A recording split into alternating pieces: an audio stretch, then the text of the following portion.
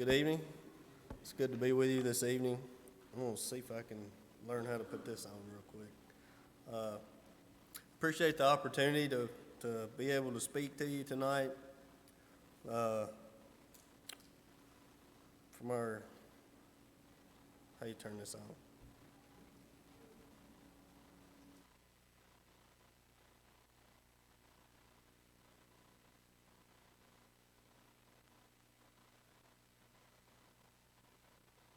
Never would have figured that out.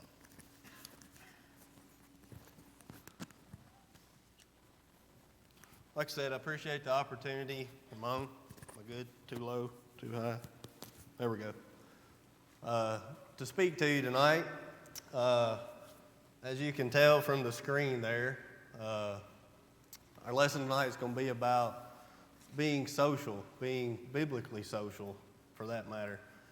And I realize there are people here and what I mean by social, we're going to talk about mainly social media and how a Christian interacts with social media. How do we? Should we? And if we do, how are we supposed to? It's a huge topic in the world right now. We've got people in here on all sides of it. You got the older generation who knows nothing about it. People like me who kind of know a little bit about it, but not really. I grew up halfway without it and halfway with it. And then you've got our young kids that's all they know. It is a way of life now for especially our young generation. And I'm not here to bash social media as a whole. I'm here tonight simply to open our eyes to some of the dangers. And it is very dangerous if we're not careful. Go all the way back to our scripture reading a while ago, Genesis chapter 3. We're introduced to Satan. And the first verse says Satan was more crafty than any other being that God created. So from that point forward, it completely changed mankind. And I would venture to guess today that he is even more crafty today than he was then. So many more avenues for him to get in our lives, and he's constantly bombarding us with temptations. You hear people say, well, the devil made me do it. The devil didn't make you do it. He may have encouraged you to do it, but you did it. You made the choice to do it. So tonight I just want to kind of run through, and I'm not a tech guy either, so I did put a PowerPoint together, and we'll see if it works. But anyway, we'll do the best we can. But I want to kind of go over some background of where did social media come from. And when I say social media is a big collection, okay? It's not just what we think of as Facebook and TikTok and, you've got YouTube, you've got Messenger. It's basically any way we interact with other people aside from being face-to-face with them. But we established that the devil is there. He is tempting us constantly, and he will continue to do so until we're no longer here. The last verse that we read a while ago, verse 13, Eve said, Satan deceived me, and I ate. So I could take a poll here tonight before we ever mention this, and I could say, give me some characteristics about the devil. The number one thing is going to be deception, probably. And he's still using that today in like I said, a much larger role, I think, in my opinion. We've made it too easy for him to come in and target our lives. And so anyway, we're going to run through a little bit of background of where social media came from. And then I've got some numbers, some statistics, and I really want you to pay attention to these statistics because it's very alarming. It is, I think it's good for us to see those. And that's one reason I put them on the screen is I like to see numbers. I like to see them. It means more. Let's see if I can figure this out. That wasn't it. You got to turn it on too?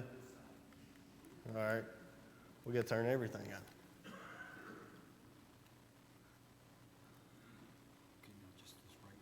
Okay. I guess I should do this before I started. So, we jump to passages such as this, 1 Peter chapter 5, 6 through 11, and we see a warning here that we need to watch out. Humble yourselves, therefore, under the mighty hand of God, so that at the proper time he may exalt you, casting all your anxieties on him because he cares for you. Be sober, be watchful. Your adversary prowls around like a roaring lion, seeking someone to devour. Resist him. This is the big part. We have to resist him. Stand firm in your faith, knowing that the same kinds of suffering are being experienced by your brotherhood throughout the world. And after you've suffered a little while, the God of all grace, who has called you to his eternal glory in Christ, will himself restore, confirm, strengthen, and establish you. To him be the dominion forever and ever. So, some people you run into will argue, well, if you go back and look at Old Testament scripture, it doesn't apply to us today. We're introduced to the devil. We see what he does in the Old Testament, but we have multiple warnings throughout the New Testament as well. And here's one. Peter's telling us that we have to resist him. We have to stand firm in our faith. It's going to come. He's going to test us. We're going to be tested, but we have to stand firm. Then you jump to Colossians chapter 3, and we're told, verse 23, whatever you do, work heartily as for the Lord and not men, knowing that from the Lord you will receive the inheritance as your reward. You are serving the Lord Christ. So whatever we do in our lives, it doesn't matter what we're doing, it's to be for God. It's not for man. We're not here to serve man. And sadly, when we talk about social media, we are basically serving man. We are essentially, and I'm talking, and I'm not excluding every single person. I know there are exceptions. There are great things that can come about through social media. But in general, as a whole, we are basically serving man. We're there to glorify ourselves and not others, as we were called to do. So a little bit of background and how this is not a very old concept. It's basically been around for 20 years or so, but it has exploded in those 20 years. So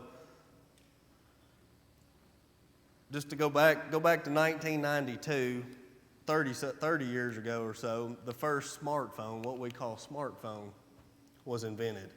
Now, it was nowhere near as smart as the phones we have today. Our phones today are a lot smarter than I am, especially. But 1992, we had the first smartphone. Now, what this enables us to do is basically carry with us the internet in our pocket. Jump forward 5 years, the very first social media platform was invented in 1997. Now, it took about 10 years or so from that point until 2005, somewhere in there, when it really started gaining ground and really started drawing people in. But as I said earlier, it is now in our society today, it has saturated our society. We don't know, you look at our, especially, and I'm going to pick on the young generation tonight, and I'll get to that in a minute, why I even chose this topic tonight. But our younger generation, that's all they know. That's what they're taught. But why are they being taught that? Well, they're sitting in mom and dad's lap, and that's what mom and dad are doing, so that's what they're going to do. You walk into a restaurant, what do you see? You see a family of four at a table. What do you see? I know I'm not the only one that sees this. Dad's on his phone, mom's on his phone, both kids are on their phones. You try to say something to one of them, nobody hears you. They don't know what you said. The waitress comes over to take your order. Nobody's paying attention. Okay, I've been there. I've done it. Hey, I'm guilty too. I'm preaching to me too tonight. So, like I said, we've got to be careful at what we do. But it has saturated our society. So, like I said, basically the last 20 years or so, it's been around long enough now that we're starting to be able to study the results of it. We're starting to get all this information on, is it damaging? How damaging is it?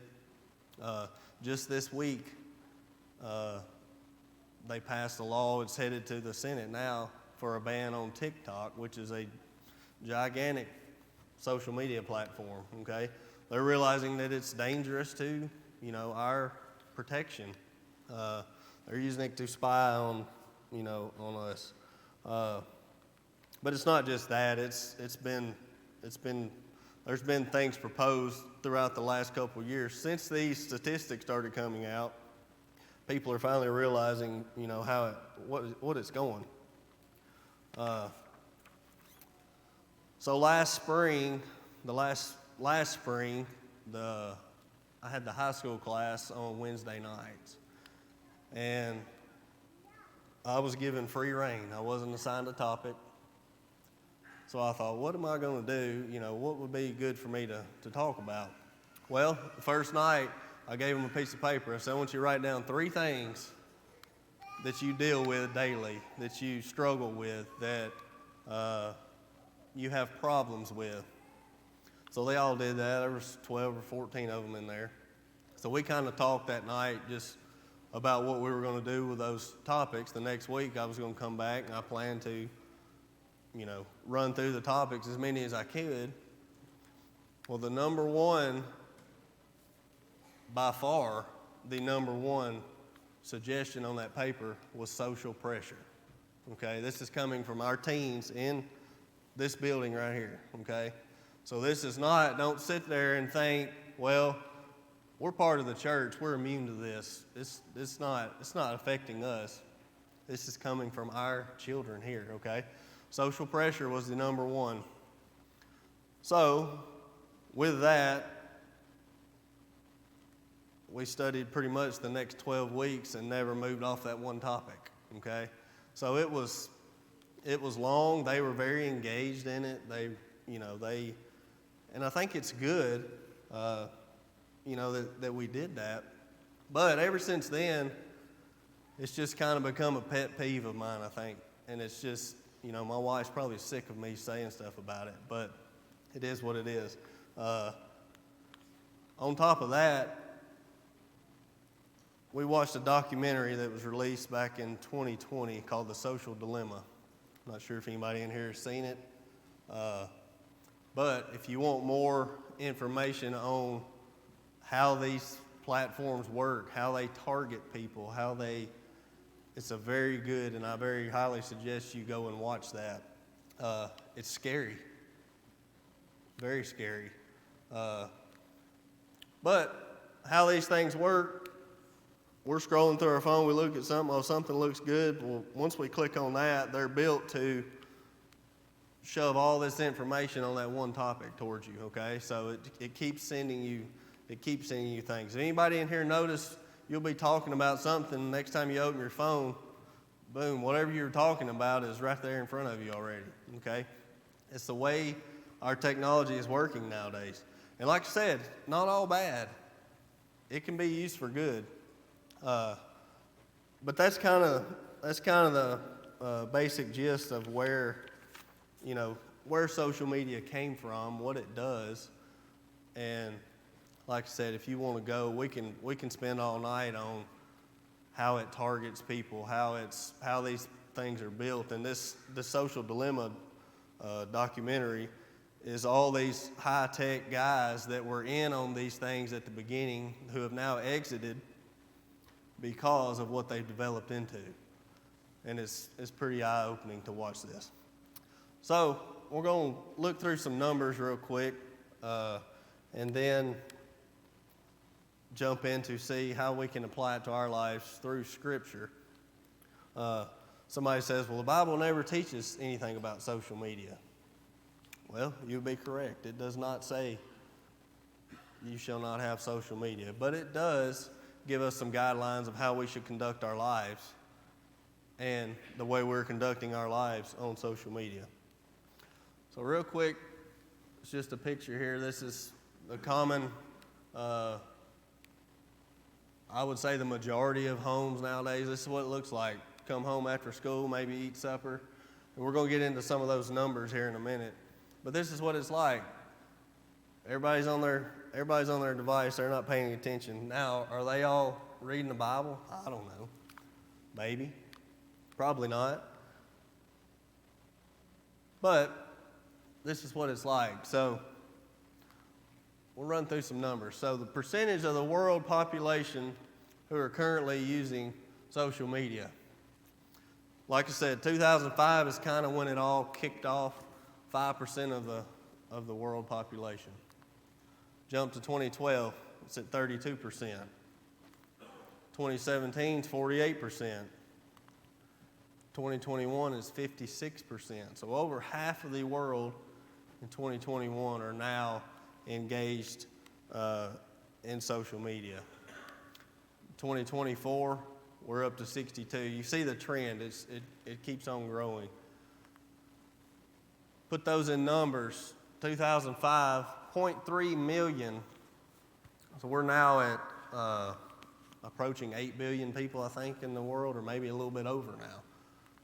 2015, it grew to 2.07 billion. 2023, 4.95, and it's projected in 2027 to surpass 6 billion.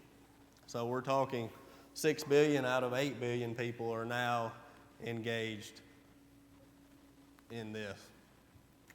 62.3% of the world versus 72.5% of the population of the United States. So 3/4 of the people in the United States, and a lot of that 3/4 of people is children, okay? I think the birth rate versus the death rate is like 2 to 1. So there's a lot of children that make up that 75% there, 72%. So let's look by age group. 12 to 17-year-olds, 97% of 12 to 17-year-olds are involved in social media. And it goes down 18 to 29s, it drops 86%, all the way down. And even look, I said it doesn't apply to, I said it was mostly towards the younger people. 65 years and older, 1/3 of you are on social media. The average 16 to 64-year-old uses 7 different platforms monthly, meaning, a Facebook, a TikTok, a YouTube, even messaging is included in all this as well. Social media is a broad term. So how much time are we spending? We've seen how many people are using, so how much time are we spending? The world average, we spend 2.5 hours per day on our device of some sort. And I know it's a way of life now for lots of people. A lot of people make their living, they have to use, some sort of device. We're not talking about those numbers. We're talking about extracurricular time, if you'll give me that term. 8 to 12-year-olds, 5.5 hours per day they're spending on some sort of device. 13 to 19-year-olds, 8.5 hours per day. This is per day, guys. They're spending on this. And this is really going to blow your mind. This does not include homework or schoolwork. This is outside of school hours. So you're talking before they go to school, maybe. Most of them don't get up in time to do that before school. So basically, when you get home at 3 o'clock, you're spending till 11 o'clock at night. And this is true. I had several admit to me in class, We'll go get in our room and we're going to look at something for a couple of minutes, and all of a sudden it's been 4 hours. We didn't even know it. That's the way these things work. That's the way it's designed. It's designed to keep your attention. Notifications. I know some of you probably don't know what those are, but those are the little things that pop up on your screen that get your attention, that get you sucked into something. The average number of notifications for teens, 946 per week. 135 per day, that's 5.63 per hour. During the awake time, it's more like 10 to 12 an hour. They don't target you when they know. They can tell by your phone when you're asleep, okay? So they don't send you stuff during those hours. This is interesting here. Anybody in here ever, feel like your phone went off and you get it out and it didn't? Or you feel like it vibrated? 90% of teens almost experience false notifications because they are craving this so much. They're craving their phone to go off to get a notification. How about our attention span? This is pretty shocking. Our average attention span in 2004 was 2 minutes and 30 seconds. So 2 minutes and 30 seconds we can focus on something without our mind wandering. 2012 is cut in half, down to 1 minute and 15 seconds. 2018, it's almost cut in half again, 47 seconds. In 2023, for the Gen Z group of people, their attention span is less than 8 seconds, okay? So we've all been there. We've all tried to have a conversation with somebody, and it's, you get 2 words out, and they're off to something else. We can't pay attention, and that's what a big thing that TikTok is designed. It's quick. It's quick moving videos, and it's designed for that short attention span. How about mental health statistics? Depression rate from 2005 to 2017 is up 33% in 8th graders. It's up 52% in 14 to 19-year-olds and 63% in adults. All these statistics are coming from, all leading back to social media use, okay? Suicide rates, they're up 47% overall in 2008 to 2017. 30% in boys, 65% in girls, and 62% in children 10 to 14. 71% of people report psychological stress. 59% report bullying, harassment. 32% report anxiety, and 25% mental illness. Effects in females. 41% of women feel pressure to show their body off in a certain way. And self-harm is up 300% in girls ages 10 to 14. So as a whole, how do we feel in general? Just the overall general population. 63% people feel lonely. 63% of parents also feel like it's harmful for their children, but they still let them engage in it. And then 70% of teens feel left out because of what they see on social media or what they're involved in. How about addiction? Social media is way more addictive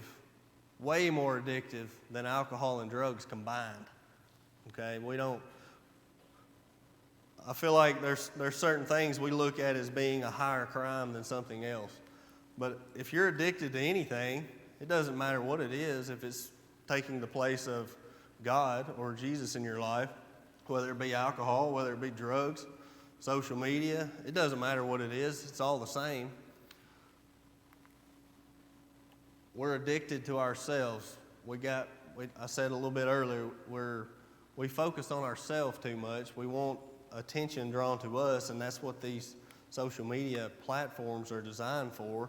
It's, hey, look at me, look what I've got, look what I did today, look what I did yesterday. We talk about ourselves face to face with somebody 25% of the time. So I walk up to you, hey, most of the time it's how are you going? It's, hey, how are you? Not, hey, I don't walk up to you and say, hey, you know what I did? Not most of the time. Sometimes we do. I think I dropped my mic. But then on social media, it's 85% of the time that we're talking about ourselves. 26% of men admit addiction, 34% of women. Am I already at 6:50? I'm going to have to hurry up. So what if I lose my phone? We're going to breeze through this real quick. 94% of people would feel troubled without their phone. 70% would feel helpless and panic if they didn't have their phone, just over their phone. Like I said earlier, there's a lot of attention, especially this last week in the news, of states and now countrywide as a whole, trying to ban. We're starting to see these long-term effects. So, does the Bible mention social media, as we said earlier? No, it doesn't. It doesn't mention it. But it does give us some principles that we should live by, that whatever we're doing, whatever we're involved in, whatever we're posting out there for other people, number one, we're called to follow Jesus, not the world. If anyone wants to follow me, he must deny himself. So we must follow Jesus. Our number of Instagram followers does not define success. We're not to love the world. 1 John chapter 2. Most content that we view or post, the majority on social media, shows our pride and causes lust. It is a proven fact. It is out there. You can research it. What we view over and over and over again, all of a sudden, that's what we want. We want it. We want what so-and-so has. We're supposed to set our minds on things above. Like I said, we're trying to please God and not man, number one. Number two, we're not to covet. And we just mentioned that the more you look at something, the more that you repeatedly look at something over and over and over again, it causes you to want it. I want it. And it goes back to, being selfish. It's all about me. It's all about what I want. It's what do I want people to see. I want them to see what I have. But then I turn around and that makes me want to, I want what I saw that they had. So many aspects leads to coveting. Exodus chapter 20, do not covet anything your neighbor has. Luke chapter 12, your life is about Jesus. It's not about possessions. It's about what you're going to inherit eternally. We should always be thanking God for what we have. Number three, we're not to lie. Ephesians chapter 4, do not lie. We are all members of one another. A lot of content on social media, number one, is edited. It's not true. It is, something we've manipulated. No different than lying. Same thing. Colossians chapter 3, verse 9 tells us that as a Christian, we have put lying behind us. We're ahead of that now. We're not supposed to go back to that point. So be careful before you hit the post, but be careful what you're putting out there. I told the kids in class, look, I know some of these, and I don't even know how these things, a lot of them work, but they're like, well, you post it on such and such, and it disappears. It's gone. Well, it's not gone. You may think it's gone. So be careful. All it takes is somebody to see something, screenshot, boom, and it's gone. It's out there forever. So be careful. Number 4, we're to glorify God and not ourselves. Like I said, it's posting. It's all about me. It's all about what I want people to see. We should be talking about God and not ourselves. Proverbs chapter 25, verse 27, it's not glorious to seek our own glory. We're supposed to be about others. Same thing that Jesus was here for. He was about teaching others. Proverbs 26:12, there's more hope for a fool than a man who's wise to his own self. The gospel is about glorifying Jesus. I'm going to run through this quick because I'm running out of time. Romans 14:11, everyone will answer to God, not man. Number 5, watch out for ungodly influences. And this is a big one. Okay, we get caught up in, following a certain person or looking, at a certain thing, and all of a sudden it just manipulates our life and we don't even realize it. It's kind of like the frog in the hot water effect. You put him in there in the hot water, he's out, but if you slowly bring it to a boil, he has no idea. So watch out for bad influences. Bad company ruins good morals. It's very, very easy to fall into this trap, but we must rise above. Romans chapter 12, we're not to be conformed to this world. And James 4, friendship with the world is enemy to God. Number 6, this is a big one too. We're to protect our marriage. If I don't want my wife to see it, or if I don't want my spouse to see it, then I shouldn't be viewing it either. If I have to try to hide it.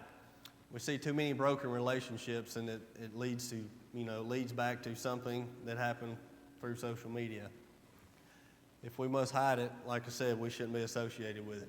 81% of divorces use evidence posted on social media of infidelity in court when they go to court. 81% of them, 4 out of 5, this is part of the evidence they bring, is what has been posted on social media. Ephesians 5:33, we're supposed to love and respect our spouse.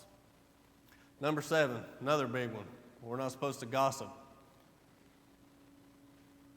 You walk in the door, did you see what so-and-so posted on Facebook today?